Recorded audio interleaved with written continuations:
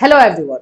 NIS DElEd को लेकर के हम 2 दिनों से जो है कोई भी अपडेट आपको नहीं दे रहे थे। इससे रिलेटेड जो है आपने मैसेज किया कि इसमें अभी क्या चीजें चल रही है बता देखो। एक डेट और लग चुका है एक और केस का, और इसलिए ये अपडेट आप लोग के लिए जानना जरूरी है। साथ ही में बाकी सारे केसेस के अपडेशन जो है एक बार मैं आप लोग को दूंगी। इसमें सारी केसेस के बारे में बताऊंगी, कब कब किस किस केस का जो है डेट है। इन सभी चीजों से आप लोगों को कंटिन्यू बेसिस पे जो है अपडेट होना जरूरी है। और एनआईएस डीएलएड में अभी क्या क्या चीजें चल रही हैं, आप लोगों के लिए क्या क्या पॉजिटिव चीजें हो सकती हैं जो कि उसी ट्रैक पर है, उस पर भी बात करेंगे। सो फ्रेंड्स, चैनल पर पहली बार विजिट करें तो चैनल को सब्सक्राइब कर लेना, बेल आइकन को हिट कर देना। यहाँ पर आप लोग को एनआईएस डीएलएड से रिलेटेड हर अपडेट दी जाती है। सबसे पहला जो है एक केस एमए, जिसमें 5 स्टेट्स जो है गए हुए हैं।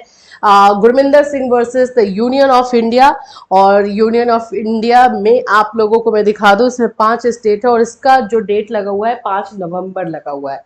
ये एज इट इज है, 5 नवंबर को इसकी सुनवाई होगी। और इस सुनवाई में होने वाला क्या है, तो इसमें अंतरिम राहत पर बात होने वाली है। ये हम लगातार आप लोगों को बता भी रहे हैं। अंतरिम राहत यानी कि इंटरिम रिलीफ पर जो है बातें होंगी।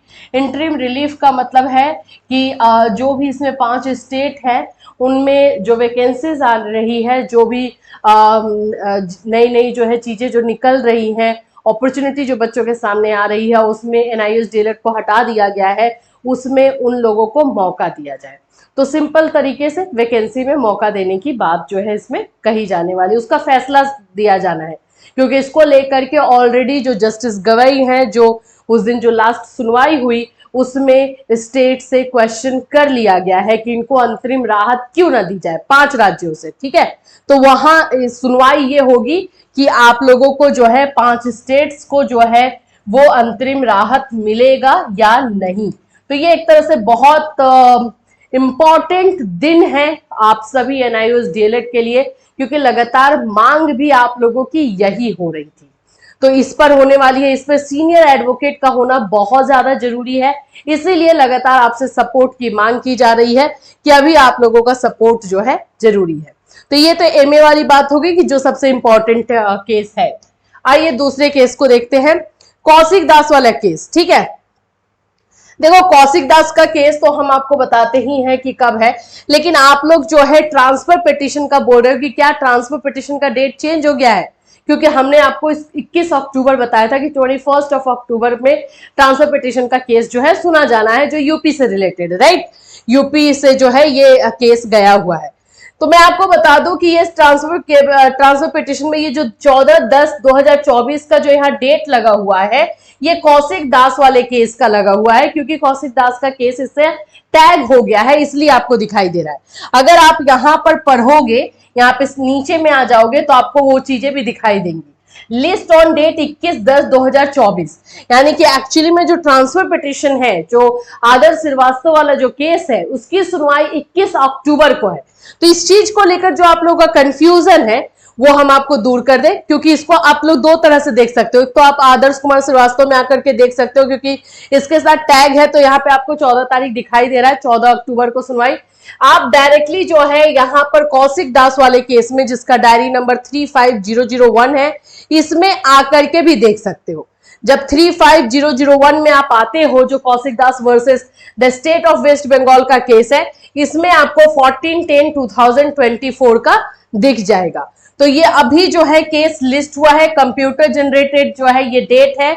अब इस दिन सुनवाई होगी कि नहीं, 1 से 2 दिन के अंदर आप लोगों को, जो 1 से 2 दिन पहले जो है आप लोगों को पता चल जाएगा, जब सीएल यानी कि केस लिस्ट हो जाएगा। तो अभी फिलहाल कौशिक दास के केस की सुनवाई 14 अक्टूबर को दिखाई जा रही है। और जो आपका आदर्श कुमार श्रीवास्तव का केस है वो 21/10/2024 को दिखाया जा रहा है। ठीक है, तो ये चीजों में कंफ्यूज नहीं हो। देखो सभी तो आप लोगों को पता है एनआईएस डीएलएड का ही केस है, लेकिन जो डायरी नंबर अगर आप याद रख लेते हो तो फिर आपको कोई इश्यू नहीं होगा। अब हम बात कर लेते हैं कि ये जो 3 आप लोगों को केसेस दिखाई दे रहे हैं, एक 14 तारीख को कौशिक दास का केस, एक 21 अक्टूबर को आप लोगों का ट्रांसफर पिटीशन का केस, और फिर 5 नवंबर को जो आप लोगों का एमए का केस है, मिसलेनियस एप्लीकेशन का केस है, जिसमें 5 राज्य जो है अंतरिम राहत की मांग करते हुए गए हुए हैं। अभी इस तीनों में से सबसे ज्यादा इंपॉर्टेंट जो है 5 नवंबर वाला केस है, और इसमें हम आपको बता ही रहे कि आप जो मांग कर रहे हो, जो डिमांड आप लोगों का है, वो डिमांड ही वहां पर सुनवाई होगी, फैसला दिया जाएगा। खुद सोचो कि वहां पे फैसला होने वाला, और हम अपने साइड से कोई जो सीनियर एडवोकेट नहीं लेकर के जा रहे हैं, जिसकी बहुत ज्यादा जरूरत है, और एक नहीं 2-3 सीनियर एडवोकेट की जरूरत है, तो फिर सोचो कि क्या चीजें हो सकती है। तो इसलिए अभी सपोर्ट जरूरी है। उसके बाद दूसरी जो मैं चीज आपको बताऊं कि आप लोगों का ये भी पॉसिबिलिटी है 5 नवंबर को के बाद जो है आप लोगों की सुनवाई हो सकती है कि बैक टू बैक हो, क्योंकि जस्टिस गवई इसमें जो है राज्यों को सुनने के लिए रेडी है, और जो पॉइंट्स अछूता रह गया था उत्तराखंड वाले केस में, अनटचेबल रह गया था, उन सारे पॉइंट्स को भी वो सुनना चाहते हैं। सबसे जो अच्छी बात यह है कि ये जो आप लोगों के 5 राज्य का केस है, इसमें अब सारे लोग आ चुके हैं। सारे लोग कहने का मतलब है कि जो जिनको जिनको इसमें पार्टी बनाया गया, आप यहां देखो, जिनको जिनको रिस्पोंडेंट बनाया गया, यूनियन ऑफ इंडिया MHRD आ चुकी है ना, ये भी आ चुकी है, अपना वकालतनामा जो है दायर कर चुके हैं, जिसके बारे में थोड़ा सा अचंभित एक बात हुई, क्योंकि MHRD अभी तक जो है किसी भी केस में आकर के अपनी सफाई नहीं दे रही थी। अब वो उसने भी अपना वकालतनामा 2 एडवोकेट के साथ जमा कर दिया है। सोचो, ये बहुत बड़ी एक बोल सकते हो कि अच्छी एंड पॉजिटिव आप लोगों के लिए चीजें थी। दूसरा, आप लोग का national council for teacher education NCT का भी आप लोगों को पता ही है, और NIS इसका भी आपको पता है। तो ये सारे जो पार्टी बने हुए हैं, अब यहां पर मामला और ज्यादा सीरियस इसलिए हो जा रहा है, और जस्टिस गवई अब इसमें इंटरेस्ट इसलिए भी लेंगे कि आखिर में MHRD क्या कहना चाहती है। कोर्स तो उसी ने लाया था, बच्चे तो एक जरिया थे जिनको कि ये कोर्स करवाया गया। तो अब MHRD का इस पर क्या सफाई होने वाला है, NCT इस पर क्या बोलने वाली है, ये जस्टिस गवई भी सुनना चाहेंगे, क्योंकि उनका भी इन लोगों से क्वेश्चंस बहुत सारा था, जो उस समय जब उत्तराखंड वाला मामला हुआ तो उस समय प्रेजेंट नहीं हो पाए थे MHRD के लोग। तो अब फाइनली ये मामला जो है, समझो कि आर या पार की लड़ाई है।